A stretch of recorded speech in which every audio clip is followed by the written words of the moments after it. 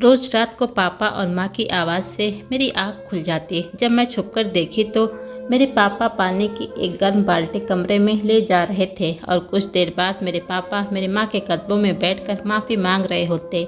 मुझे बड़ा ताज्जुब होता कि पापा रोज़ ही ऐसा क्यों करते हैं, जबकि माँ दिन के वक्त मुझे कहती थी कि तुम अपने पापा के सामने मत जाया करो।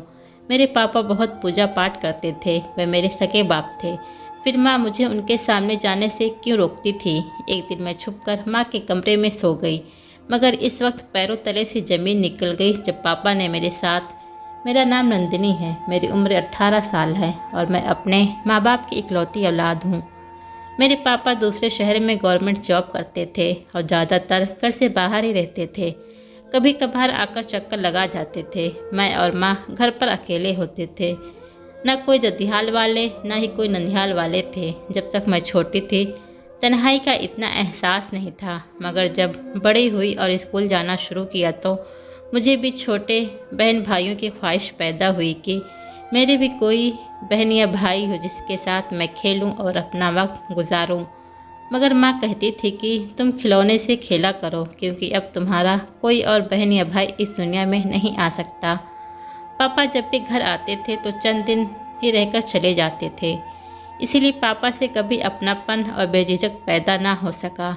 मैं सोचती थी कि शायद जिनके पापा घर से बाहर रहते हैं उन सबको मेरी तरह ही महसूस होता होगा। मगर जब मैं अपने दोस्त के घर जाती तो मुझे बड़ी खुशी से वह तमाम खिलौने और तोहफे दिखाती जो उसके पापा उसके लिए लेकर आते थे। मेरे पापा को तो कभी ख्याल ही नहीं आया था कि मेरे लिए भी कुछ लेकर जाएं। एक बार मैंने भी अपने पापा से खिलौने मांगे थे जब वह घर आए, मगर माँ ने पापा के जाने के बाद मुझे बहुत डांटा और कहा कि आइंदा उनसे कोई फरमाइश नहीं करनी, जो चाहे वह तुम मुझे बताना, मैं लाकर दिया करूँगी। मैं जैसे जैसे बड़ी होती गई मुझे महसूस होता गया कि माँ और पापा के बीच एक अजनबीपन था। वह एक दूसरे को सिर्फ ज़रूरत के वक्त पर ही बुलाते थे। वह छोटी मोटी लड़ाइयाँ मियाँ बीवी के रिश्ते को ख़ास बनाती है, वह उनके रिश्ते में नज़र नहीं आती थी। मुझे लगता था कि माँ पापा से ही हमेशा खिंची खिंची सी रहती है, क्योंकि पापा तो बहुत नर्म दिल और अच्छे थे। मैंने कभी किसी रिश्तेदार तक को अपने घर आते ही नहीं देखा था। मैं खुद से ही अंदाज़ा लगाने की कोशिश करती कि शायद हमारा इस दुनिया में कोई नहीं है, या फिर हो सकता है माँ और पापा ने ही सबसे नाता तोड़ लिया हो। मुझे समझ नहीं आती थी कि माँ और पापा में किस किस्म की नाराज़गी है जो बचपन से ही मैं देखती आ रही हूँ और अभी तक वह ख़त्म ही नहीं हुई। माँ मुझे पापा के करीब भी न जाने देती थी। जितने दिन पापा घर पर होते माँ मुझे इधर उधर कर देती या फिर पास पड़ोस के घर सारा दिन छोड़ आती थी और रात को ले आती। मैं और माँ एक कमरे में सोते थे और पापा दूसरे कमरे में। और फिर जब मैं माँ से कहा कि तुम और पापा एक कमरे में क्यों नहीं सोते, तो माँ के पास कोई जवाब नहीं होता था। मेरे पापा बहुत अच्छे थे, हर वक्त मुझे हंसकर देखते। जब मैंने उनसे खिलौने मांगे थे तब अगली बार जब पापा आए तो मेरे लिए बहुत से खिलौने लाए थे। जब मैं उनसे खेलने लगी तो माँ ने मुझे इशारे से मना कर दिया कि तुम उनके पास नहीं जाओ। यूं वक्त गुजरता रहा और मैं 18 साल की हो गई। मेरे पापा रिटायर हो गए थे और अब मुस्तकिल तौर पर घर पर ही आ गए थे। अब माँ और पापा के साथ कमरे में सोने लगी थी। मैंने जब ये सारा माजरा अपने दोस्त को बताया तो वह कहने लगी, मुझे लगता है वह तुम्हारे सगे पापा नहीं होंगे, इसीलिए तुम्हारी माँ तुम्हें उनके पास जाने से मना करती है। मुझे भी यही लगता था कि शायद पापा सौतेले हैं, इसीलिए माँ उनके पास नहीं जाने देती। मगर एक बात ये भी थी कि उन दोनों मियाँ बीबी वाली मोहब्बत भी तो नज़र नहीं आती थी। पहले मैं सोचा करती थी कि शायद हमारा कोई रिश्तेदार इसलिए नहीं है कि माँ पापा ने भागकर शादी की होगी, मगर उनको देखकर लगता नहीं था कि उनके बीच कभी पसंद का रिश्ता भी रहा होगा। पापा की तरफ देखकर कभी कभी मुझे महसूस होता कि वे माँ से प्यार करते हैं, उनकी फ़िक्र करते हैं, क्योंकि वे जब भी बाहर से आते थे तो माँ के लिए गजरे ज़रूर लाते थे।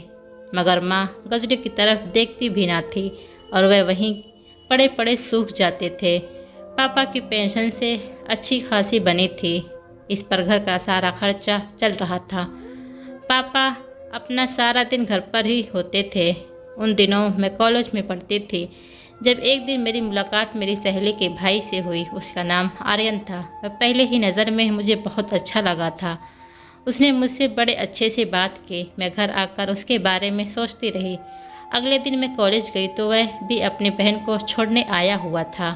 मेरी दोस्त मुझसे कहने लगी कि मैं आज तुम्हें अपने घर ले जाऊंगी, मगर ये बात अपने घर में किसी को मत बताना। मैंने सोचा, मैंने किसको बताना है, किसी को मेरी फ़िक्र ही नहीं है।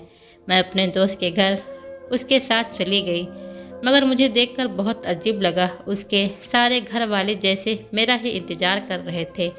सब मुझसे बहुत प्यार से मिले, मुझे खाने पर रोक लिया। ख़ास तौर पर मेरी सहेली की दादी तो मुझे बार बार गले लगा रही थी। मैं बहुत ज़्यादा उलझन का शिकार हो गई। ऐसा लग रहा था जैसे मेरी सहेली के घर वाले मुझे बहुत वक्त से जानते थे, हालांकि मैं उनको पहली बार मिली थी। पायल का भाई आर्यन मुझे घर छोड़ने आया था। पायल भी साथ ही थी। मैंने पायल को कहा कि तुम भी मेरे घर आ जाओ, मैं अपनी माँ और पापा से मिलाती हूँ। पायल बहुत खुश थी, मेरे साथ आने लगी, लेकिन उसके भाई ने कहा, नहीं, अभी तुम ना जाओ, अभी सही वक्त नहीं है। आर्यन की बात पर मैं सोच में पड़ गई कि सही वक्त से क्या मतलब। घर में पूरी खामोशी थी। मैं चुपचाप अपने कमरे में जाने लगी तो माँ के कमरे से हल्की फुल्की आवाज़ सुनाई दी। पापा माँ से बात कर रहे थे। मैंने कान लगाकर सुना तो पापा कह रहे थे कि नंदिनी मेरी सगी बेटी है, तुम मेरी बेटी को मुझसे दूर नहीं कर सकते। माँ कहने लगी, वह सिर्फ मेरी बेटी है, मैं नहीं चाहती तुम्हारा साया भी उस पर पड़े। तुम उसके पापा ज़रूर हो, मगर तुम्हारा हक नहीं है उस पर। मैं अपने कमरे में आ गई। माँ पापा की बातों से ये तो पता चल गया कि पापा मेरे सौतेले नहीं बल्कि सगे बाप हैं, मगर माँ का रवैया ऐसा क्यों था। एक दिन उन तमाम सवालों से तंग आकर मैंने माँ से पूछ लिया। मैंने पूछा, माँ ये बताओ, क्या पापा ने ज़बरदस्ती आपसे शादी की थी या फिर आप दोनों ने भागकर शादी की थी? माँ ने हंसकर कहा कि लगता है तुम पागल हो गई हो, तुम्हारे पापा की शादी सब लोगों के सामने मेरे साथ हुई थी। मैंने कहा, माँ जब तुम दोनों की मोहब्बत से शादी हुई थी तो फिर ऐसा क्या हो गया जो पापा के साथ ऐसा रवैया रखती हो? माँ ने मुझे डांटते हुए कहा, ये तुम्हारा मसला नहीं है, हम दोनों के आपस के मामले हैं। मैंने उन दोनों को उनके हाल पर छोड़ दिया और सोचा ये दोनों की जो मर्जी करते रहें, मुझे क्या। फिर मैं अपने दोस्त पायल के साथ अक्सर उसके घर चली जाती। कभी कभी उसके भाई से भी मुलाकात हो जाती। मुझे पायल का भाई अच्छा लगने लगा था, मगर उस दिन के बाद से उसने कभी कोई बात ही नहीं की थी। अब अक्सर रात को माँ और पापा की आवाज़ से मेरी आँख खुल जाती। पहले तो मैं आँख बंद करके लेटी रहती थी, मगर एक दिन छुप कर देखा तो जान निकल गई। मेरे पापा घर में पानी की बाल्टी कमरे में ले जा रहे थे और कुछ देर बाद पापा मम्मी के कदमों के पास बैठे हुए थे और हाथ जोड़कर उनसे माफ़ी मांग रहे थे। मुझे बड़ी हैरानी हुई कि पापा ऐसा क्यों कर रहे हैं आप। फिर उन्होंने ऐसा क्या कर दिया है जिसकी वजह से वह यूं माँ के पैरों में बैठे हुए थे। मुझे लगा ये एक दो दिन की बात होगी, मगर अगले दिन भी उनकी आवाज़ से मेरी आँख खुल गई। उस दिन भी पापा माँ के पैरों में बैठे माफ़ी मांग रहे थे। मैं कई दिन सोचा कि आखिर ऐसी क्या बात होगी। मुझे बहुत ज़्यादा ताज्जुब था। जब मुझे रहा ना गया तो मैंने माँ से पूछा कि पापा रोज़ रात को तुम्हारे कदमों में बैठकर माफ़ी क्यों मांगते हैं, घर में पानी कमरे में क्यों ले जाते हैं? मेरी बात पर माँ घबरा गई और कहने लगी, पागल लड़की, तुम रात को सोने के बजाय हमें देखती रहती हो। फिर माँ ने बताया कि कुछ दिन पहले काम करते हुए वे गिर गई थी और पाँव पर चोट लग गई थी। रात को तुम्हारे पापा घर में पानी से मेरे घाव साफ करते हैं और फिर उस पर मरहम पट्टी करते हैं। माँ कपड़ा हटाकर अपने घाव मुझे दिखाई दिए। यहाँ तक तो बात सही थी। जब मैंने पूछा कि पापा तुम्हारे पाँव पकड़कर माफ़ी क्यों मांगते रहते हैं, माँ गुस्से में आ गई और बोली कि मैं हर बात तुम्हें नहीं बता सकती और तुम अपने पापा के सामने मत जाया करो। मैंने जवाब दिया, मैं तो पापा के सामने जाऊंगी। तब माँ गुस्से से कहने लगी, फिर तू मेरा मरा हुआ मुंह देखेगी। मैं बहुत जल्द तुझे इस घर से विदा कर दूंगी। मैं बहुत परेशान थी। मेरी दोस्त पायल मुझे अपने साथ फिर से अपने घर ले गई। अभी हम दरवाजे पर ही थे कि उसका भाई आर्यन अंदर से आया। मुझे देखते ही उसके चेहरे के रंग उड़ गए। वह तेजी से आगे आया और अपने बहन के कान में कुछ कहने लगा।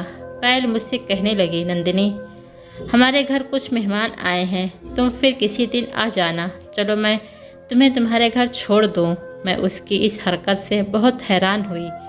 पायल मुझे अपनी गाड़ी में बिठाकर मेरे घर ले आई। घर पहुंची तो गाड़ी से उतरते ही माँ ने देख लिया तो मजबूरन मुझे पायल को भी अंदर बुलाना पड़ा। माँ पायल को देखकर कहने लगी, तुम्हारी शक्ल मुझे जानी पहचानी सी लगती है। माँ ने पायल से उसके बारे में पूछा तो पायल बताने लगी, आंटी, मेरे पापा का नाम सिंघानिया है। मैं चौंक गई। वह झूठ क्यों बोल रही है? उसके पापा का नाम तो खुराना था। कुछ देर बाद मैं पायल को बाहर छोड़ने गई तो उलझन से पूछा कि तुमने अपने पापा का नाम गलत क्यों बताया? तब वो कहने लगी कि बस घबराहट की वजह से मुझसे यही नाम निकल गया। मैं चुप हो गई। अब कई दिनों से माँ और पापा की जांच करके मुझे हर किसी पर और हर एक पर शक होने लगा था। माँ ने मेरे रिश्ते देखने शुरू कर दी थी, लेकिन पापा को कानों कान खबर ना होने दी। कई बार रिश्ते वाले मुझे देखने आए, मगर रिश्ता अच्छा ना होने की वजह से माँ इनकार कर देती। मैं भी अंदर से खुश हो रही थी कि अच्छा है, मेरा रिश्ता नहीं हो रहा है। जाने क्यों मेरे दिमाग से पायल के भाई आर्यन निकल ही नहीं रहा था। शायद मैं उसको पसंद करने लगी थी। एक दिन मैं कॉलेज से बाहर निकली तो पापा को देखकर हैरान हो गई। वह आर्यन से हाथ मिलाकर कुछ बातें कर रहे थे। मैं छुप गई। मैं नहीं चाहती थी कि पापा के सामने ये भेद खुले कि मैं इसे जानती हूँ।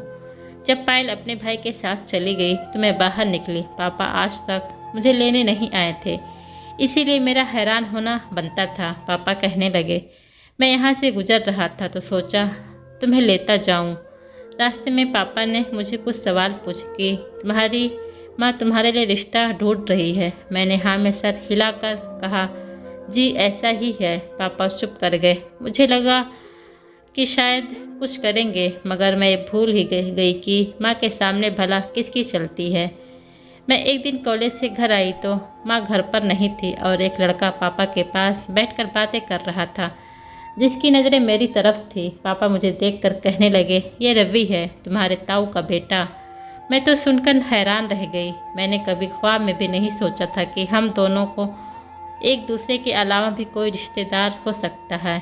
ये सब क्या हो रहा था? मेरा दिमाग उस वक्त इतना घूम गया कि मुझे समझ में नहीं आ रहा था कि क्या करूं।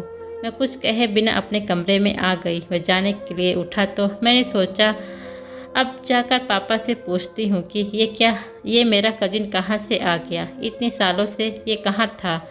अभी वह घर से बाहर निकला था कि माँ अंदर दाखिल हो गई। उन्होंने उसे देख लिया और पापा से सच बता दिया कि ये कौन है।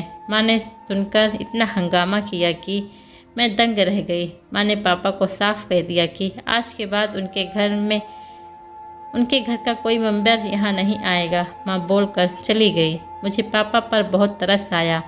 मुझे पूरी कहानी जाननी थी कि आखिर माँ क्यों और किस लिए सब कर रही थी।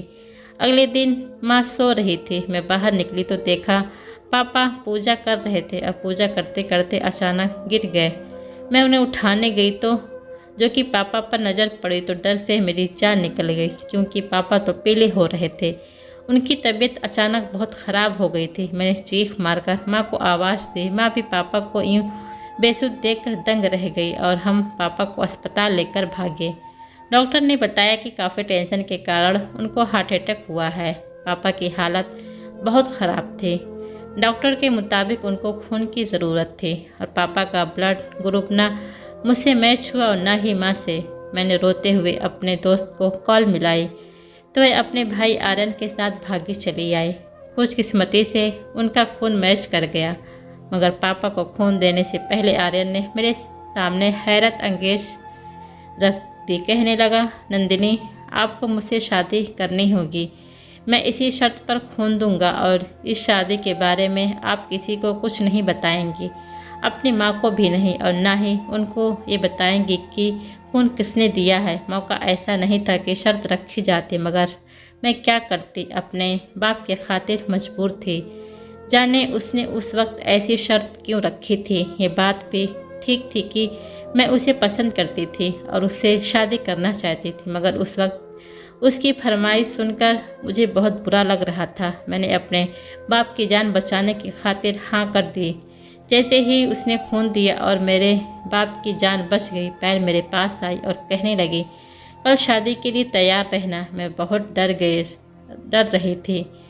अगर माँ को पता चला कि मैंने किसी गैर और अनजान लड़के से शादी कर ली है तो वह तो शायद मेरी जान ही ले लेती। मुझे उन दोनों बहन भाइयों का मतलब समझ नहीं आ रहा था। आखिर वे किसके लिए मुझे मजबूर कर रहे थे। मुझे लगता था कि वे भी अपने घर वालों से छुपकर ये सब कर रहे होंगे, मगर ये देखकर मेरे पैरों तले से ज़मीन निकल गई जब देखा कि पैल मुझे अपने घर ले गई। हर तरफ सजावट हुई थी, फूल ही फूल थे। उसके घर वाले अच्छे कपड़े पहने हुए थे। जैसे नई नवेली दुल्हन का स्वागत किया जाता है वैसे ही मेरा भी हुआ। वैसा मुझे पलकों पर बिठा रहे थे। मुझे शक करना चाहिए था, मगर इतनी मोहब्बत के आगे शक कैसे कर सकती थी। तंग आकर मैंने खुद को हालात के हिसाब से ढाल लिया कि जो होगा देखा जाएगा। मेरी शादी हो गई। बाकी सारे घर वाले बहुत खुश थे। ये मेरे बारे में कुछ नहीं जानते थे, फिर क्यों मुझे इतनी खुशी से अपने घर की बहू बना रहे हैं। शादी के बाद पायल मुझे अस्पताल छोड़ने आई थी। मैंने रास्ते में उनसे पूछने की बहुत कोशिश की थी कि ये सब क्या है, मगर वह चुप ही रही और बस यही कहा कि बहुत जल्द ही इस रात तक पहुंच जाओगी। अभी जाओ अपने पापा के पास। मैं अंदर चली गई।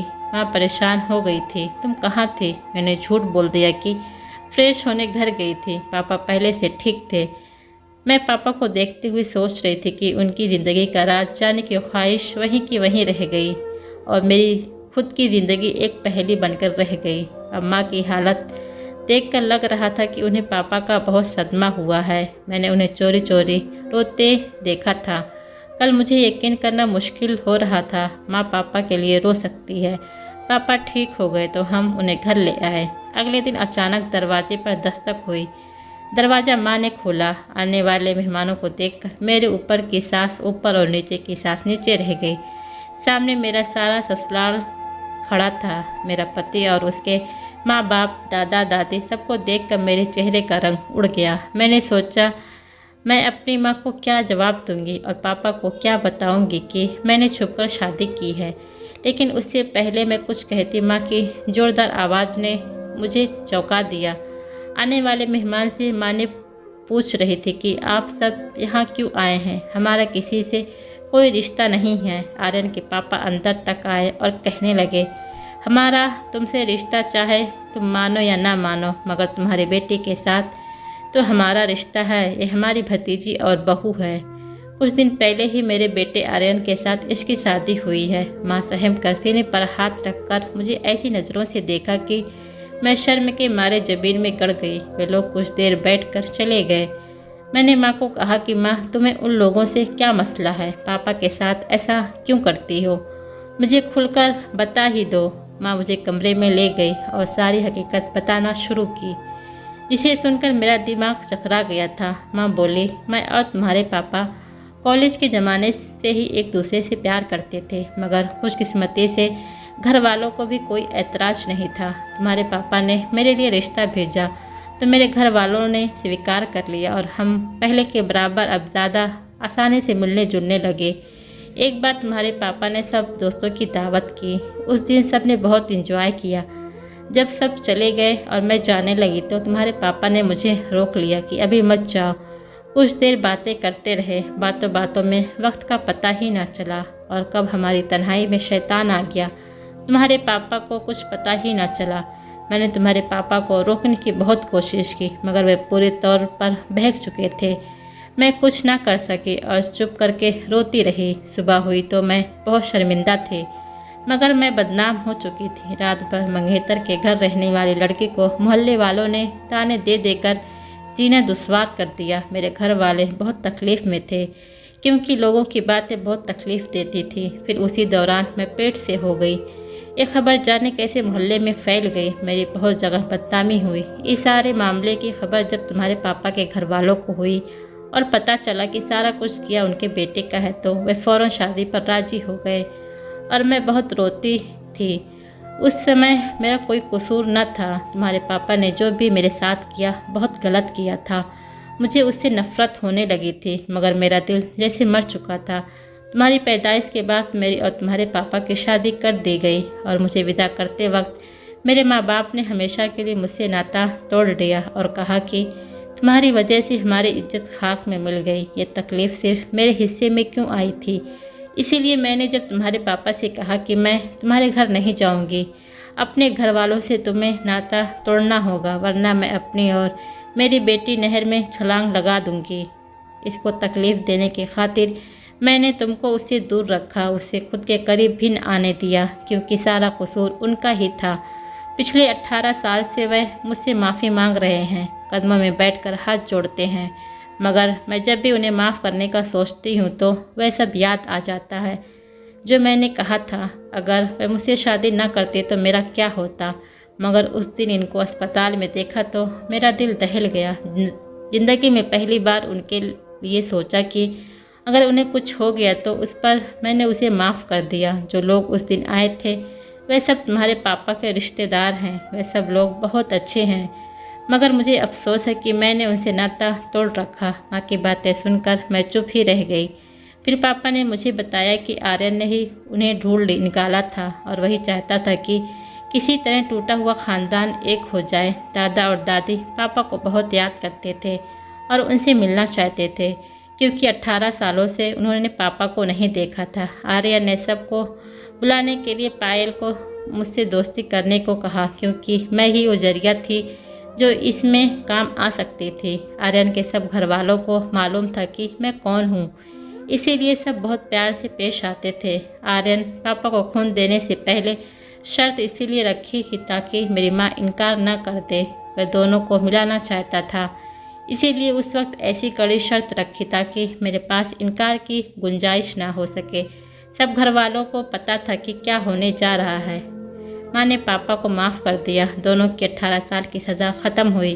पापा को सज़ा देकर माँ खुद कौन सा सुकून में थी। कुछ दिनों बाद मैं और मेरी माँ ने अपने ससुराल में कदम रखा और हमारा स्वागत इस तरह से किया गया कि पुरानी बातों को भी अब कोई नहीं दोहराएगा। ज़िंदगी को एक नए सिरे से शुरू करने का वक्त आ गया था और मैं बहुत खुश थी कि आर्यन को ऊपर वाले ने फरिश्ता बनाकर भेजा था। उसकी वजह से मेरे माँ बाप ने 18 साल के खोए हुए रिश्ते मिल गए थे।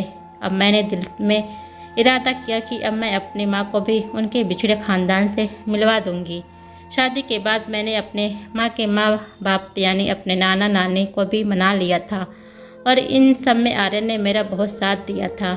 आज मैं आर्यन की शुक्रगुजार हूँ कि उसने हम सबकी ज़िंदगी में फिर से खुशियाँ भर दी थी। दोस्तों, ये थी आज की कहानी। अगर कहानी अच्छी लगी हो तो वीडियो को लाइक कीजिए, शेयर कीजिए और कमेंट भी करें। और हाँ, चैनल को सब्सक्राइब करना बिल्कुल ना भूलें।